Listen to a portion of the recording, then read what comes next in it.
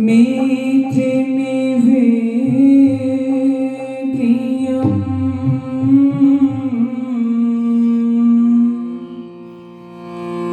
अग्नि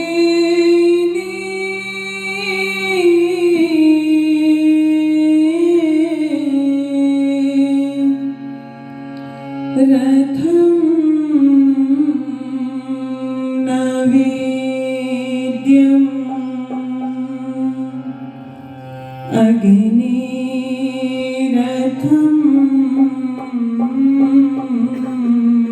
नवेद्यम्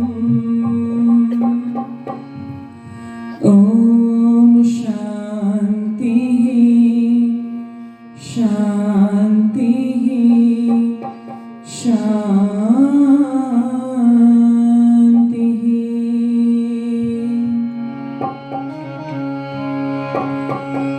मनुर्भवे कहाँ आदेश दिया इंसान बनाना भूल गए।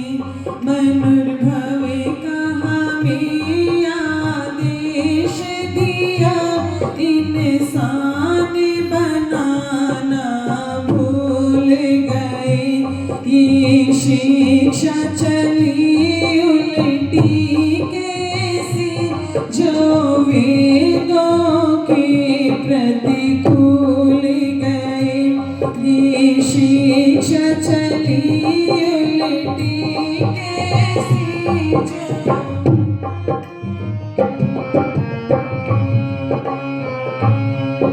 इंसान तरक्की समझा है इनसे जेट विमानों से दीवार घृणा की खड़ी हुई इंसानों से। ये प्रगति नहीं पतन हुआ जो ब्याज में खोकर मूल गए। मनुर्भवे देश मिला इंसान बनाना भूल गए। ये शिक्षा चली उल्टी कैसी जो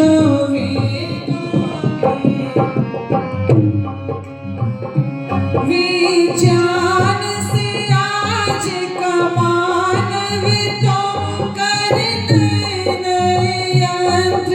इजाद रहा।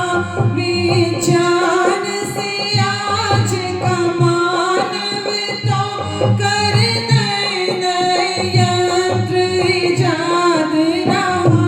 पर जिसने बनाया था मानव इसको ना ईश्वर याद रहा। अब चांद पे जाना सीख लिया धरती पर रहना भूल गए। अब चांद पे जाना सीख लिया और धरती पे रहना भूल गए। मनुर्भवे कहाँ देश मिला इंसान बनाना भूल गए।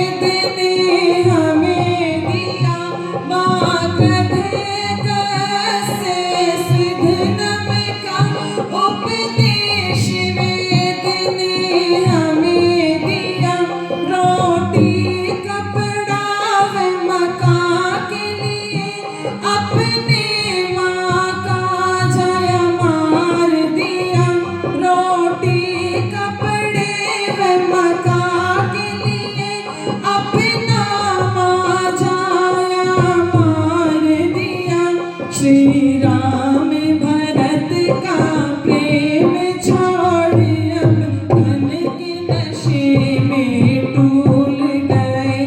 श्री राम भरत का प्रेम छोड़ अब धन के नशे में डूल गए। मनुर्भव का हमें आदेश मिला, इंसान बनाना भूल गए। ये शिक्षा चली उल्टी कैसी जावेगा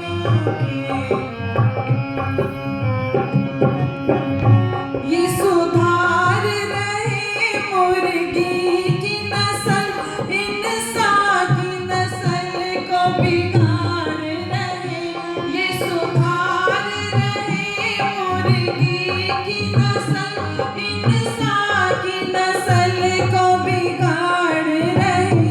ये हरा भरा जो गुलशन था उसे हाथ से अपने उजाड़ रहे। नरेश देश का क्या होगा जो बिखेर रहा में शूल गए।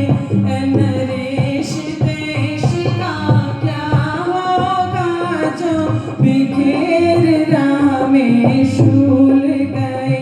मनुर्भव का हमें आदेश दिया, इंसान बनाना भूल गए।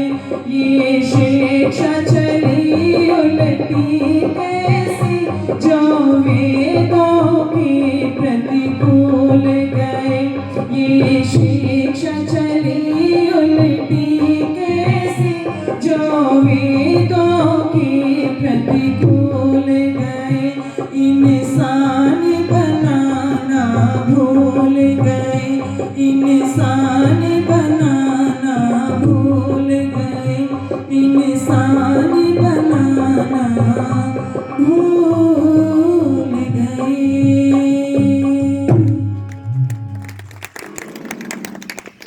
बहुत ही आदर सम्मान श्रद्धा के योग्य इस व्याख्यान वेदी पर विराजमान जिनका अभी परिचय हम लोगों के मध्य में दिया गया, जिनको मैंने केवल सोशल मीडिया पर ही सुना था, आज प्रथम बार जिनको सुनने का और देखने का सौभाग्य प्राप्त हुआ है, श्रद्धेय पूज्य आचार्य अभयदेव जी, जिनके प्रशंसा में और जिनके कार्यों का वर्णन आदरणीय भ्राता यतेंद्र जी के द्वारा हमारे मध्य में हुआ है, वो प्रथम बार यहाँ पर आए हैं, तो मैं अपनी तरफ से उनका स्वागत और अभिनंदन करती हूँ। दूसरी बार है, दूसरी बार। बहुत ही आदर सम्मान श्रद्धा की योग्य जिन्होंने अपना पूरा जीवन ऋषिवर दयानंद जी को समर्पित किया और गुरुकुल आर्य नगर जैसी संस्था में जिन्होंने प्राण डाल दिए और अपना पूरा जीवन उस गुरुकुल को समर्पित किया, आज उनका सम्मान भी यहाँ पर होगा। श्रद्धेय पूज्य आचार्य रामस्वरूप शास्त्री जी, जिनका बहुत ही आशीर्वाद मुझे बचपन से प्राप्त होता है, और जब गुरुकुल का कार्यक्रम था उस गुरुकुल में आचार्य जी पहले दिन नहीं आए थे तो मुझे इतना अजीब लगा, मुझे मेरा वहाँ पर बोलने का मन ही नहीं किया, वहाँ पर आचार्य जी मुझे दिखे नहीं, तो वो गुरुकुल इनके बिना अधूरा है। उस गुरुकुल को इन्होंने अपने प्राण दिए हैं, तो मैं आचार्य जी का हृदय की गहराई से सम्मान करती हूँ। ऋषिवर दयानंद जी के अनन्य भक्त आदरणीय श्री रामकुमार आर्य जी, जो बिल्कुल निष्काम भावना से महर्षि दयानंद के शिष्य हैं और जो दिन रात कार्य करते हैं, जो वेद प्रचार मंडल के प्रधान पद पर विराजमान हैं, उनका भी स्वागत और अभिनंदन। आदरणीय बोदीवाली से आई है यशवीर जी, उनका भी बहुत बहुत स्वागत और अभिनंदन, जो बहुत कार्य कर रहे हैं अपनी पूरी टीम के साथ में। व्याख्यान वेदी पर विराजमान आदरणीय श्रद्धेय दादाजी, जो दिल्ली से हमारे मध्य में पहुंचे हैं, इंद्र सिंह आर्य जी, आदरणीय श्रद्धेय सूबेदार जी, बहुत सुंदर व्याख्यान आप मेरे पश्चात में सुनेंगे। आर्य जगत के बहुत उच्च कोटि के मूर्धन्य विद्वान डॉक्टर धीरज आर्य जी भजनों के माध्यम से जो विचार रखेंगे, आदरणीय भ्राता मोहित शास्त्री जी बड़े ही कुशलता पूर्वक मंच का संचालन कर रहे हैं, आदरणीय भ्राता यतेंद्र आर्य जी सम्मुख उपस्थित समस्त धर्म के अभिलाषी सज्जनों और जिन्होंने मुझे इस योग्य बनाया कि मैं कुछ विचार आप लोगों के मध्य में रख सकूं। ये जो भी मेरे अंदर आज सामर्थ्य है, इसको बनाने वाला कोई और नहीं है, वो यहाँ पर बैठे हैं जिन्होंने आर्य नगर के अंदर कभी यज्ञ की अग्नि को बुझने नहीं दिया और जिन्होंने मुझे वो दशा और दिशा दी और इस योग्य बनाया कि मैं कुछ विचार रख सकूं। आदरणीय श्रद्धेय श्री सीताराम आर्य जी वो भी यहाँ पर उपस्थित है, मैं उनका भी हृदय की गहराई से सम्मान करती हूँ। सम्मुख उपस्थित समस्त धर्म के अभिलाषी सज्जनों, पूजा एवं वंदना की योग्य मातृशक्ति, गुरुकुल से आई हुई मेरी बहनें, मैंने नरेश दत्त जी की पंक्तियां आप लोगों के मध्य में सुनाई कि मनोभाव का हमें आदेश मिला, हम इंसान बनाना भूल गए और ये शिक्षा चली उल्टी कैसी कि हम वेदों के प्रतिकूल गए। जब आप मस्जिद में जाओगे तो वहां पर आपको सुनने को मिलेगा, उनकी पुस्तक ये कहती मिलेगी तुम मुसलमान बनो। जब आप बाइबल को पढ़ेंगे, जब आप चर्च में जाएंगे तो आपको सुनने को मिलेगा ईसाई बनो। जब आप मंदिरों में जाएंगे तो वहां पर कहते मिलेंगे तुम हिंदू बनो। लेकिन परमपिता परमेश्वर ने जो वेद का ज्ञान हमें दिया, केवल और केवल परमपिता परमेश्वर ने ये बात कही, वहां पर ये नहीं कहा परमात्मा ने कि तुम ईसाई बनो, तुम मुसलमान बनो, तुम जैन बनो, तुम पारसी बनो या तुम हिंदू बनो। वहां पर ये बात कही मनोभाव तुम क्या बनो, तुम मनुष्य बनो, तुम मनुष्य बनो। और देखो सबसे ज्यादा स्कोप यदि आज के समय में किसी में है तो वो है मनुष्य बनने की जो कैटेगरी है, जो कोर्स है ना, वो सीट सारी की सारी खाली पड़ी है, वहां पर कोई नहीं है। जब हम महर्षि दयानंद के सत्यार्थ प्रकाश को पढ़ते हैं और महर्षि दयानंद जब सत्यार्थ प्रकाश का पहला समुल्लास में ईश्वर के नामों की व्याख्या करते हैं और दूसरे ही समुल्लास में महर्षि दयानंद कहीं पर घुसते हैं तो वो हमारे घरों में घुसते हैं और वहां पर ये बात कह देते हैं दूसरे ही समुल्लास में कि तुम्हें अपने बच्चों को कैसे शिक्षा देनी है। यदि महर्षि दयानंद चाहते तो और बहुत बड़े बड़े विषय ईश्वर दयानंद ने सत्यार्थ प्रकाश के अंदर दिए हैं। ये सृष्टि कैसे बनी, मुक्ति कैसे होगी, क्या खाना चाहिए क्या नहीं खाना चाहिए, एक राजा को कैसा होना चाहिए, सन्यासी को कैसा होना चाहिए, वहां पर अनेक विषय ईश्वर दयानंद ने उठाए। लेकिन ईश्वर को जानने के पश्चात महर्षि दयानंद ने ये हमें कहा कि अपने बच्चों का निर्माण हमें कैसे करना है। आज माता पिता को इस बात का पूरा ध्यान है, हमारे बच्चों को किसी चीज की कमी नहीं होनी चाहिए। आज माता पिता को पूरा ध्यान है, हमारे बच्चों को किसी भी चीज का अभाव नहीं होना चाहिए, शरीर पर पसीने की एक बूंद भी नहीं आनी चाहिए। वो सारी सुख सुविधाएं हम उन्हें समय से पहले दे रहे हैं। मैं पूछना चाहती हूँ कौन ऐसे माता पिता हैं जो ऋषिवर दयानंद जी ने संस्कार विधि नामक पुस्तक हमें लिख करके दे दी और बैठ करके ये चिंतन किया कि हाँ हमें अपने बच्चों में संस्कार भी भरने हैं, मनोभाव जन्या दैव्यम जन्म, हमें उत्तम संतानों की उत्पत्ति भी करनी है। आज मकान बनाते हैं तो 10-10 नक्शे हम बनाते हैं, कोई कमी ना रह जाए।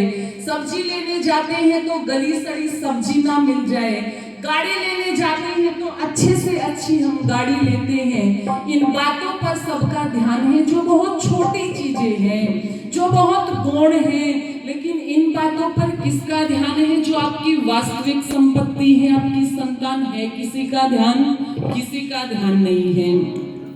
वहां पर महर्षि दयानंद गर्भाधान संस्कार का वहां पर वर्णन कर रहे हैं। वो इसीलिए है कि तुम्हें कैसे संतान, किस आत्मा को तुम्हें बुलाना है, उस तरह से पहले माता पिता स्वयं को तैयार करें। और यही बात तो वहां पर कहते हैं रामायण के अंदर, जब भगवान राम लक्ष्मण से पूछते हैं, लक्ष्मण ये बताओ बहुत सुंदर पुष्प हो, पके हुए फल हो और एक यौवन सी स्त्री हो, इन तीनों चीजों को देख करके किस व्यक्ति का मन चलायमान नहीं होता, किसके पैर नहीं डगमगाते? तो वहां पर लक्ष्मण एक ही बात कहते हैं, भैया राम जिसका पिता पवित्र आचरण वाला और जिसकी माता पतिव्रता है, इन दोनों के संयोग से जो संतान पैदा होती है वो जीवन की किसी भी विपरीत परिस्थिति में क्यों ना हो, उस संतान के पैर कभी डगमगाते नहीं हैं, कभी चलायमान नहीं होते हैं। माँ जीजाबाई ने चाहा तो शिवाजी बना दिया, माता कौशल्या और महाराज दशरथ ने चाहा तो राम लक्ष्मण भरत शत्रुघ्न को बना दिया, माँ यशोदा ने चाहा तो कृष्ण बना दिया। ध्यान रखना, कंस को बनाने वाले भी आप हो, दुर्योधन को बनाने वाले भी आप हो, राम को बनाने वाले भी आप हो और कृष्ण को बनाने वाले भी आप हो। हम अपने बच्चों को ये संदेश दे, बेटे चक्षुं ते सुंधामी जैसे गुरुकुल का आचार्य देता था, मैं तेरे आंखों में वो पवित्रता भर रहा हूँ। इन आंखों से अपने आम सामने जाने वाली लड़की को जो उम्र में छोटी है बेटी के समान, बराबर की है बहन के समान और बड़ी है तो माँ की दृष्टि से देखेगा। वाचम ते सुंधामी, अपनी वाणी से पवित्र बोलेगा, मैं इतना पवित्र तेरी वाणी को कर रहा हूँ। श्रोत्रम ते सुंधामी, मैं तेरे कानों में वो पवित्रता भर रहा हूँ। किन कानों से केवल बढ़िया बढ़िया सुनेगा, कभी बुरा नहीं सुनेगा। इसीलिए आचार्य धर्मवीर जी ये बात कहा करते थे, प्रोकारणी वाले अपने बच्चों को डॉक्टर बनाना चाहते हो वो बनते हैं, इंजीनियर बनाना चाहते हो वो बनते हैं, प्रोफेसर बनाना चाहते हो वो बनते हैं, लेकिन कभी आपने उनको चरित्र की शिक्षा नहीं दी, कभी आपने उनको इंसान बनाने का उपदेश ही नहीं दिया, कभी आपने उनके अंदर संस्कार भरने की बात ही नहीं की। इसीलिए 5-5 लड़कियों की 5-5 साल की लड़कियों की अस्मिता तार-तार हो जाती है। किस कारण? केवल और केवल मनुष्यता ना होने से, केवल और केवल संस्कारहीनता से। तो आओ कुछ पंक्तियां कवि ने लिखी, मैं निवेदन कर रही हूँ, फिर मेरा समय भी पूरा। आदरणीय राम कुमार आर्य जी मुझे भी और आदरणीय भ्राता जी को भी राशि देकर के सम्मानित कर रहे हैं, बहुत बहुत धन्यवाद। बेटी ने सब समझावे दिया। मैंने रात्रि को चर्चा की थी कि कैसे महिलाएं अपने चरित्र को भूल गई।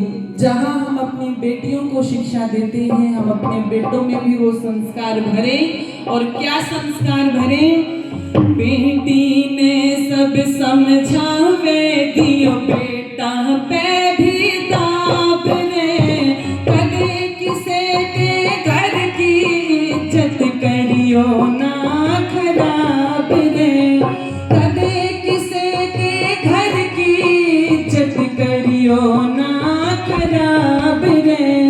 बेटी ने सब समझावे दियो, बेटा पे भी दाब रे, कदे किसे के घर की इज्जत करियो ना खराब रे, कदे किसे के घर की सब न्यू चाहवे मारी लाटो पल्ले पहुंच रही जा, वक्त बुरा से सोच सोच के हर दम सोच रहे जा। सब न्यू चाहवे मारी लाटो पल्ले पहुंच रही जा, वक्त बुरा से सोच सोच के हर दम सोच रहे जा, वक्त बुरा से सोच सोच के हर दम सोच रहे जा। डर लागे से कदे टूट जा, डर लागे से कदे टूट जा, घर गुण बेटे खाप रे, कदे किसे के घर की इज्जत करियो ना खराब रे। बेटी ने सब समझावे दियो, बेटा पे भी खाप रे, कदे किसे के घर की इज्जत करियो ना खराब रे, कदे किसे के घर की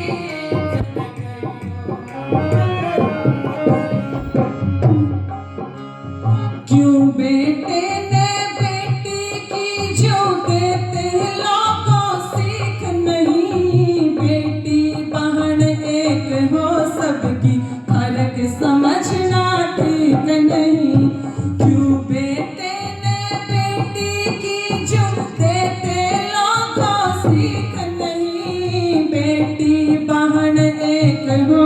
सबकी फर्क समझना ठीक नहीं। बेटी कहानी एक हो सबकी फर्क समझना ठीक नहीं। इन बातों का ध्यान रखिए, इन बातों का ध्यान रखिए, न चलिए बेहिसाब रे। कदे किसी के घर की इज्जत करियो ना खराब रे। बेटी ने सब समझावे दियो बेटा पे भी ताब रे। कदे किसी के घर की इज्जत करियो ना खराब रे। कदे किसी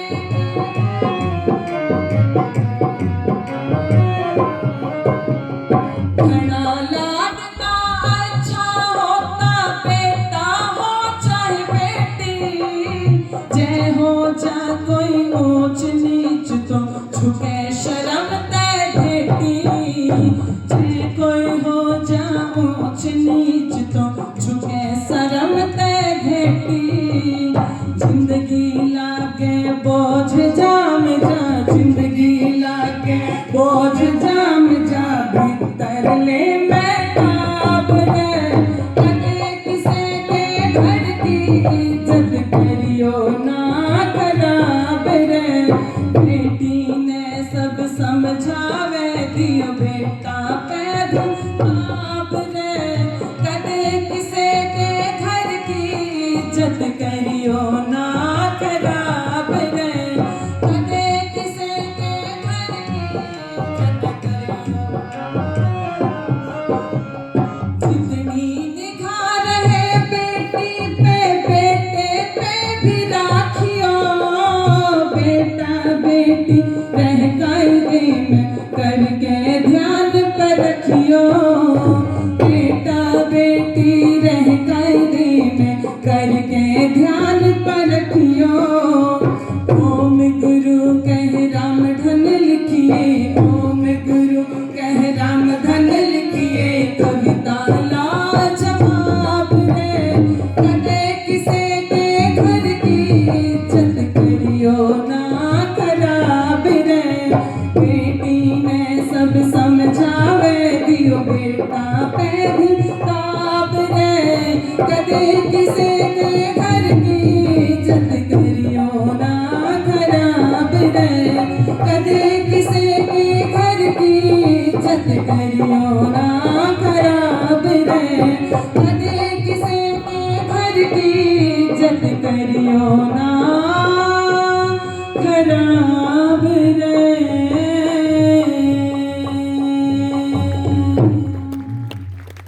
बेटी ने सब समझावे दियो बेटा पे भी दाब रे। और कदे किसी के घर की इज्जत करियो ना खराब रे। यदि हम अपने बेटे और बेटियों को दोनों को ऐसे संस्कार देंगे और मनोभाव का आदेश देंगे, संस्कारों से हम उन्हें पल्लवित और पोषित करेंगे, बड़ा करेंगे, तो ध्यान रखना समाज के अंदर यदि हम ये कहते हैं हमारी बेटियां सुरक्षित नहीं है, समाज के अंदर बिगाड़ हो रहे हैं, तो इस बिगाड़ का कारण कोई पशु पक्षी नहीं है, अपितु हम मनुष्य ही हैं। और यदि हम सुधार की बात भी करते हैं तो सुधार करने के लिए भी पशु पक्षी नहीं आएंगे, हम मनुष्यों को ही करना पड़ेगा। लेकिन विडंबना ये है, सरकार के पास स्कीमें हैं मछली पालन की, मुर्गी पालन की, उनमें कैसे सुधार हो, उनमें कैसे बढ़ोतरी हो, लेकिन जो मानवता में गिरावट आई है उसकी सरकार के पास में कोई स्कीम है क्या? उन्होंने बैठ करके इस बात पे कभी चिंतन किया है कि हाँ, हमें जो समाज के अंदर मनुष्यता घट रही है, हमें इसके लिए कुछ करना चाहिए क्या? माता पिता के लिए जिस ऋषिवर दयानंद जी ने ये कह दिया, मातृमान पितृमान आचार्यवान पुरुष वेदा, कि एक बच्चे के ये 3 गुरु हैं। और जब निर्माण करते थे तो पिता सपना देखता था, और क्या सपना देखता था? तुझे सूरज कहूँ या चंदा, तुझे दीप कहूँ या तारा, मेरा नाम करेगा रोशन, जग में मेरा दास दुलारा, मेरा नाम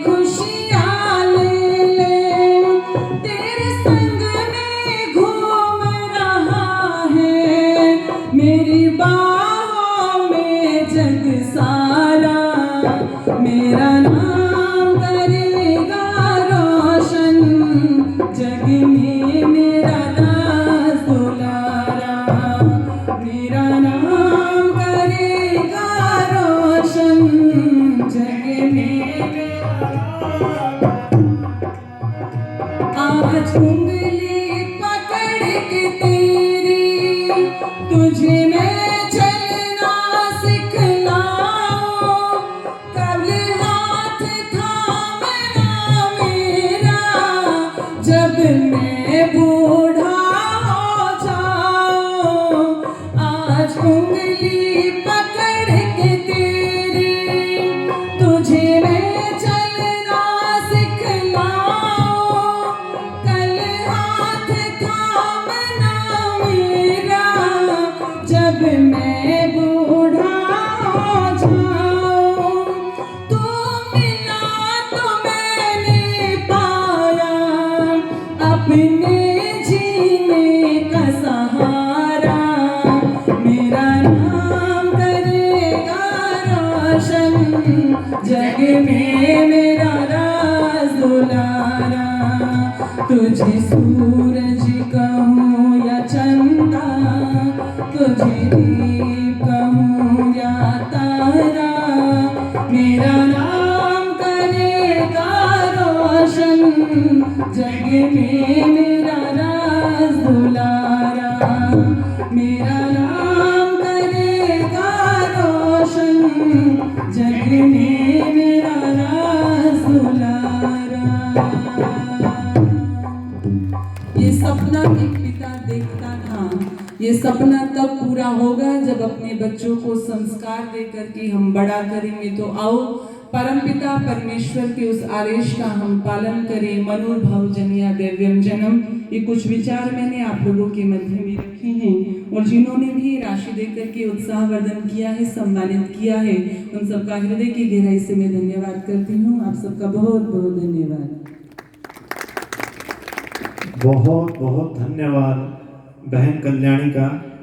और राज दुलारा नाम रोशन जब करेगा जब हमें उसे सही सही संस्कार देंगे। और